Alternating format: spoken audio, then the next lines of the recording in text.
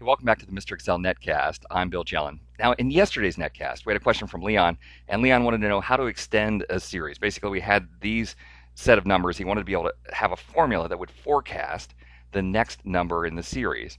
And I showed how to use the forecast function, but in order to do that, I had to insert a brand new column with the numbers. Yesterday was 1 through 5. Today we would need the numbers 1 through 7. Well, I want to talk about this function called the row function. Equal row of A1 will return the number 1. And of course, as I copy that down to the other rows, it gives me 2, 3, 4, 5, 6. It's just a great way, basically, to enter a quick series of numbers, 1 through 7. So what we can do is use that function in order to generate the numbers 1 through 7. So equal forecast.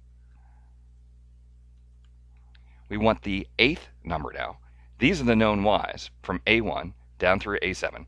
And the known x's just need to be the numbers from 1 through 7. So I'm going to ask for the row of A1 through A7.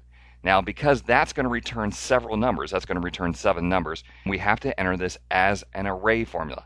That means holding down Control and Shift while hitting Enter, and Excel will figure out exactly what we want and basically give us the 8th number in a series of numbers. Now, let's do a quick test to see if this is working.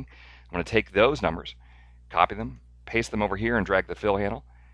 Excel will do the same straight line regression and we get 21.15, so it is actually working. Now here's a question for you if you're watching the podcast. This array formula is an interesting formula. There's several functions that basically return array formulas. One of them, for example, is the linest function, the straight line function. And if we go into the function arguments, someone else sent a question. They said, hey, every time that I use function arguments and the resulting formula is going to be an array formula, there's no way that it'll ever work. So let's try it out. Here we have our known y's. And actually everything else in the function is completely optional. And you see that it has two answers, 2.86 and minus 1.7. That's the slope and the y-intercept. But if we hit OK here, it's going to give us just the first answer of the position. Do you know, anyway, that using the function arguments that we can tell Excel that this is an array and we want to return all the items from the formula? I tried several things. Control-Shift-Enter won't work with the function arguments. There doesn't seem to be any good way to get function arguments to return an array formula. If you know a way, please drop me a note, bill@mrexcel.com, and we'll get to that on a future podcast. Thanks for stopping by. We'll see you next time for another netcast from Mr. Excel.